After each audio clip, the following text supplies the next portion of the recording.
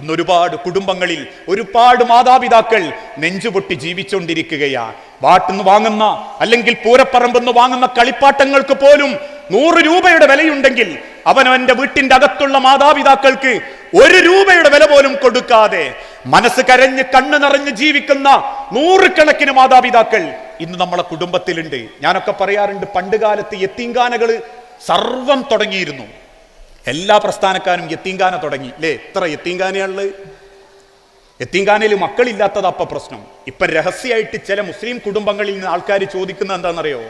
ഈ മക്കളെ കുറ്റപ്പെടുത്തലും ഈ മര്യക്കളുടെ തെറിയൊന്നും കേട്ട് ജീവിക്കാണ്ടിരിക്കാൻ നിങ്ങൾക്ക് യത്തീംഖാന പോലെ ഈ വയസ്സായ വാപ്പാർക്കും ഉമ്മാർക്കും വേണ്ടി എന്തെങ്കിലും തുടങ്ങാൻ പറ്റുമോന്നാ?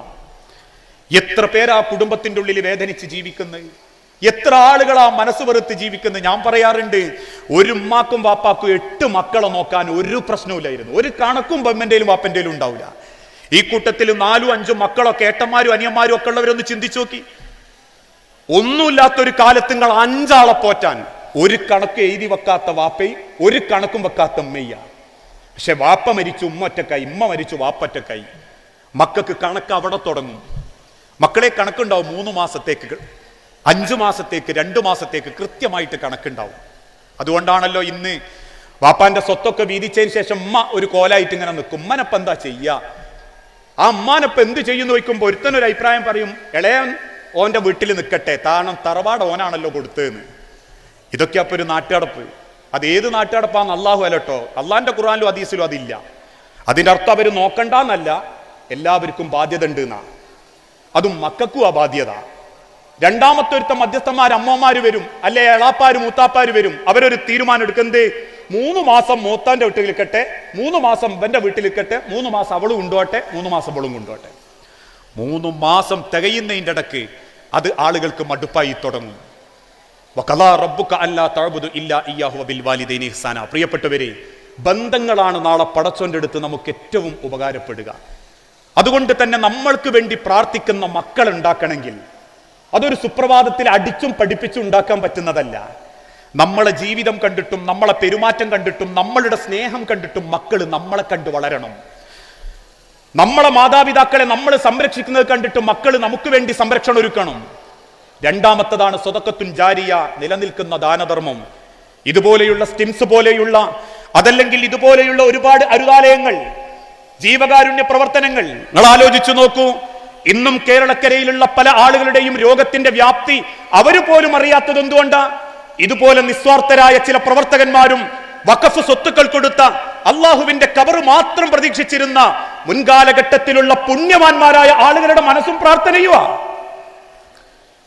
അവരൊരൊറ്റ ആഗ്രഹമേ വെച്ചിട്ടുണ്ടാകൂ, മരിച്ചു കഴിഞ്ഞാലും എന്റെ കബറിലേക്ക് എനിക്ക് പുണ്യം കിട്ടണം.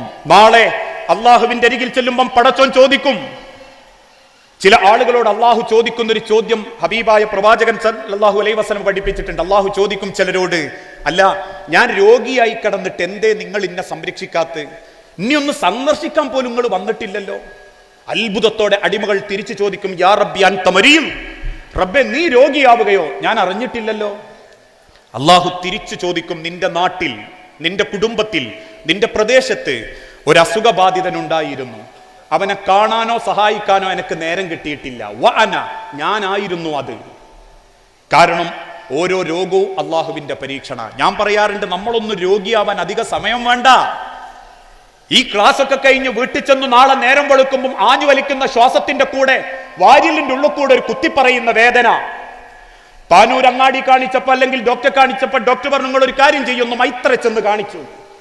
മൈത്ര ചെന്ന് കാണിച്ചു. ഡോക്ടർമാരുടെ കൂട്ടത്തിലിരുന്ന് ഡോക്ടർ ഇങ്ങനെ നോക്കിയിട്ട് പറഞ്ഞു, ഒന്നും കാണുന്നില്ല, പക്ഷെ ഒരു കാര്യം ചെയ്യാ, ഞാനൊരു 2-3 ബ്ലഡ് ടെസ്റ്റിന് എഴുതാം, അതൊന്നും നിങ്ങൾ പോയി ടെസ്റ്റ് ചെയ്താൽ മതി, ഇവിടുത്തെ ലാബിൽ തന്നെ കിട്ടും. ആ ടെസ്റ്റ് അറിഞ്ഞാലേ നമുക്കിത് എന്താന്ന് ഉറപ്പിക്കാൻ പറ്റൂ. ഓ പേടിക്കാനൊന്നും ഇല്ലട്ടോ, ഒരു സമാധാനത്തിനൊന്ന് ടെസ്റ്റ് ചെയ്യുക. ആ ഒരൊറ്റ വാർത്താനം മതി, നമ്മൾ 3/4 ഭാഗം മരിക്കേ. പിന്നെ ടെസ്റ്റ് കിട്ടുന്നവരെ ബേജാറാ. ഇനി ടെസ്റ്റ് കിട്ടിയതിന് ശേഷം ഡോക്ടർ അതിലേക്ക് ഒരു 4 നോട്ടം നോക്കി, 2 ചുമരുമൽ വെച്ച് നോക്കി, ഒന്ന് നമ്മളെ മുഖത്തേക്ക് നോക്കി, എത്ര കുട്ടികളാന്ന് ചോദിച്ചാൽ തീർന്നു പവറ്. ആയുസ്സിൽ കുടുംബത്തിൽ ഒരു പരീക്ഷണം രോഗമായിട്ട് പടച്ചോണ്ട് തന്നാലെന്നല്ലോ. ഈ സമയത്ത് പോലും ഞാൻ ഓർക്കുന്നത്, നാട്ടിലുള്ള ഒരു മനുഷ്യന് 56-ാമത്തെ വയസ്സിൽ ഡയാലിസിസിന് വേണ്ടി ഇക്ര ഹോസ്പിറ്റലിൽ കിട്ടിയത് പുലർച്ചെ 1:30 മണിക്കാ. 4 ദിവസം കൊണ്ടുപോകാൻ ആള്, 5-ാമത്തെ ദിവസം കൊണ്ടുപോകാൻ ആളില്ല. ഓരോ കുടുംബക്കാരെയും നാട്ടുകാരെയും സമീപിച്ചു. പുലർച്ചെ 1:30 മണിക്ക് കൊണ്ടുപോയിട്ട് 4:30 മണിക്ക് തിരിച്ചുകൊണ്ടുവരാൻ നേരത്ത് ആ മനുഷ്യന്റെ കണ്ണു നൊഴുകുന്ന കണ്ണുനീരിന് പകരം ചോര. നെഞ്ചു പൊട്ടിയിട്ട് പലരും പറയാറുണ്ട്, പടച്ചോനെ കിടപ്പിക്കാതെ കൊണ്ടുപോയിക്കോ, മക്കൾക്കും കുടുംബത്തിനും ഭാരാക്കാതെ കൊണ്ടുപോയിക്കോ. ആ ഒരു അവസ്ഥയിലേക്ക് എത്താൻ അധിക നേരമൊന്നും വേണ്ട. പ്രത്യേകിച്ച് ഇന്നത്തെ കാലഘട്ടത്തിൽ ഏതാനും കൊല്ലങ്ങൾക്ക് മുൻപ് കോഴിക്കോട് മെഡിക്കൽ കോളേജിലെ പ്രൊഫസർ ഡോക്ടർ ഷാൻ അദ്ദേഹത്തിന്റെ പ്രസംഗത്തിൽ പറഞ്ഞു, 14 കൊല്ലങ്ങൾക്ക് മുൻപ് അസുഖം ബാധിച്ച് കിഡ്നി പേഷ്യൻസ് ആയ ഒരു മനുഷ്യനെ പറ്റി അങ്ങ് ദൂരെ അങ്ങപ്പുറം ബാംഗ്ലൂരിലെ മെഡിക്കൽ സെന്ററിൽ ഹോസ്പിറ്റലിൽ അദ്ദേഹത്തെ അഡ്മിറ്റ് ചെയ്തു എന്നറിഞ്ഞപ്പം കോഴിക്കോട് മെഡിക്കൽ കോളേജിൽ നിന്നും വാഹനം വിളിച്ച് 12 ഡോക്ടർമാര് അന്ന് ബാംഗ്ലൂരിലേക്ക് പോയി. എന്തിന്? ഒരു കിഡ്നി പേഷ്യൻസിന്റെ ശരീരത്തിൽ കിഡ്നി ബാധ പേഷ്യൻസ് ആയി കഴിഞ്ഞാൽ അവൻ എന്തൊക്കെ സംഭവിക്കുമെന്നും ഒരു കിഡ്നി ഫെയിലിയർക്ക് എന്തൊക്കെയാണ് മാറ്റങ്ങളെന്നും ആ മനുഷ്യനെ കണ്ടുപഠിക്കാൻ വേണ്ടി കേരളക്കരയിലെ കോഴിക്കോട്ട് നിന്ന് ഡോക്ടർമാരങ്ങ് പോയിട്ടുണ്ടെങ്കിൽ ഇന്നതേ ഡോക്ടർ തന്നെ അദ്ദേഹത്തിന്റെ രേഖപ്പെടുത്തി എന്റെ അരികിൽ വരുന്ന 10-ൽ 2 പേര് കിഡ്നി പേഷ്യൻസിന്റെ തുടക്കക്കാരാ. എത്ര ഡയാലിസിസ് സെന്റർ തുടങ്ങി, എത്ര സ്ഥലത്ത് അരുതാലയങ്ങൾ തുടങ്ങി. അതുകൊണ്ട് പ്രിയപ്പെട്ടവരെ, നാളെ എനിക്കും നിങ്ങൾക്കും ഉപകാരപ്പെടാനുള്ളതാണ് നമ്മളെ കൈകൊണ്ട് വളരുന്ന, നമ്മൾ ചെയ്തു കൊടുക്കുന്ന ഓരോ ദാനധർമ്മങ്ങളും. ഞാൻ ചോദിക്കട്ടെ, നാളെ മറ്റന്നാൾ പടച്ച റബ്ബ് തിരിച്ചു വിളിക്കുമ്പോ പോകുന്ന നമുക്ക് നമ്മളെ പണം കൊണ്ട് ഈ ദുനിയാവിൽ എന്തുണ്ട്? എന്റെ സമ്പത്ത് കൊണ്ട് അള്ളാന്റെ മാർഗത്ത് കൊടുത്തത്. നേരത്തെ ആക്കോട് ഉസ്താദ് ഓരോ കാര്യങ്ങളെ പറ്റി പറയുമ്പോഴും വലിയ സന്തോഷം തോന്നി. 1500 ചാക്കിൽ 1150 ചാക്ക് ഇപ്പൊ കിട്ടിയെന്നറിയുമ്പം അൽഹംദുലില്ലാ, അതൊരു വലിയ മനസ്സ് തന്നെയാ. കാരണം ആൾക്കാർക്ക് നിസ്കാരമുണ്ട്, നോമ്പുണ്ട്, അതിനൊക്കെ സ്വന്തമായിട്ട് ചെലവേ ഉള്ളൂ. പക്ഷെ ആരാന്റെ ജീവിതത്തിന് വേണ്ടി സ്വന്തം അധ്വാനത്തുനിന്ന് 10 റുപ്യ കൊടുക്കാന്ന് പറഞ്ഞാൽ അതാ ഈമാൻ. ഞാൻ പറയാറുണ്ട്, പാനൂരപ്പള്ളിയിൽ നിസ്കാരത്തിന് 500 റുപ്യ, ഒന്നൂന് 250 റുപ്യ ആക്കി നോക്കൂ, പള്ളിയിൽ ആൾ കുറയും. വിടാനല്ല, എല്ലായിടത്തിലും കുറയും. പൈസ ചെലവ് കൊടുക്കുക, അവനാൻ സമ്പാദിച്ചതിൽ നിന്ന് പടച്ചോന്റെ മാർഗത്തിൽ ആഹാരം പ്രതീക്ഷിച്ച് കൊടുക്കുക എന്ന് പറഞ്ഞാൽ അതൊരു വലിയ ഈമാനാ. അത് അധികം ആൾക്കുണ്ടാവില്ല. അത് അള്ളാന്റെ ഒരു മനസ്സാണ്, വാരിക്കോരി കൊടുക്കുന്ന പടച്ചോന്റെ മനസ്സാണത്. അത് കൊടുക്കാൻ നമ്മൾ തയ്യാറാവണം. ഇന്നല്ലെങ്കിൽ നാളെ അല്ലേ? ഒരിക്കൽ പ്രവാചകൻ സല്ലല്ലാഹു അലൈഹി വസല്ലമ മദീനത്തെ പള്ളിയിൽ ഇരുന്നിട്ട് സഹാബത്തിനോട് പറഞ്ഞു, ഞാൻ അവസാനിപ്പിക്കുക, ആരുണ്ട് സഹാബാക്കളെ ഇസ്ലാമിന് കടം കൊടുക്കാൻ? വലതുഭാഗത്തിരിക്കുന്ന സിദ്ദീഖുൽ അക്ബർ എഴുന്നേറ്റ് വലത്തോട്ടും നടന്നു, ഇടതുഭാഗത്ത് ഉമർ റളിയല്ലാഹു അൻഹു ഇടത്തോട്ടും നടന്നു. അന്ന് വരെ എന്ത് ചോദിച്ചാലും കൊടുക്കുന്ന സഹാബാക്കൾ തരാതെ എഴുന്നേറ്റ് പോയപ്പോ റസൂലുള്ളാഹിക്ക് വല്ലാത്ത സങ്കടായി. പക്ഷേ അല്പ സമയം കഴിഞ്ഞ് ഉമർ റളിയല്ലാഹു അൻഹു ആ സദസ്സിലേക്ക് തിരിച്ചു വന്നിട്ട് പറഞ്ഞു, റസൂലേ, ഞാൻ മിണ്ടാതെ പോയത്, ഞാൻ എന്തും കൊണ്ടുവന്നാലും അതിനേക്കാൾ കൂടുതൽ അബൂബക്കർ സിദ്ദീഖ് കൊടുത്തതായിട്ട് ഞാൻ കാണാറുണ്ട്. ഇന്ന് അബൂബക്കറിനോട് പറയാതെ, സദസ്സെന്ന് പറയാതെ ഞാൻ ചെന്നത് എന്റെ പകുതി സ്വത്തെടുത്തിട്ട് ഇസ്ലാമിന് ദാനം തരാനാ. ആ സ്വത്ത് റസൂലുള്ളാന്റെ കൈകളിലേക്ക് ഏൽപ്പിക്കുമ്പം അള്ളാന്റെ ഹബീബ് അറിയാതെ അങ്ങ് കരഞ്ഞു. കരയുന്ന റസൂലുള്ളാന്റെ മുഖത്ത് നോക്കി ഉമർ റളിയല്ലാഹു അൻഹു ചോദിക്കും, റസൂലേ, എന്തിനാ കരയുന്നത്?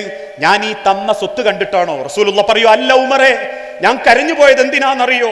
ഇസ്ലാമിന്റെ തുടക്ക കാലഘട്ടത്തിൽ ബിലാലിനെ പോലെ, ഖബ്ബാബിനെ പോലെ, എന്നെ പോലെ പട്ടിണി കിടക്കുന്ന 100 കണക്കിന് സഹാബാക്കൾക്ക് ഭക്ഷണം തരാൻ വേണ്ടി തന്റെ മുഴുവൻ സ്വത്തുക്കളും ചെലവഴിച്ച് അവസാനം ഞാൻ ഇന്ന് കടം ചോദിച്ചപ്പോ തന്റെ വീട്ടിൽ ചെന്ന് തെരഞ്ഞിട്ട് ഒരു കാരക്കയുടെ കഷണം പോലും കിട്ടാതെ മക്കയിൽ മദീനയിൽ അന്തിയുറങ്ങുന്ന മദീന പള്ളിയിലെ ദരിദ്രന്മാരുടെ കൂട്ടത്തിലേക്ക് വന്ന ആ പുതിയ അതിഥി ആരാണെന്നറിയണോ?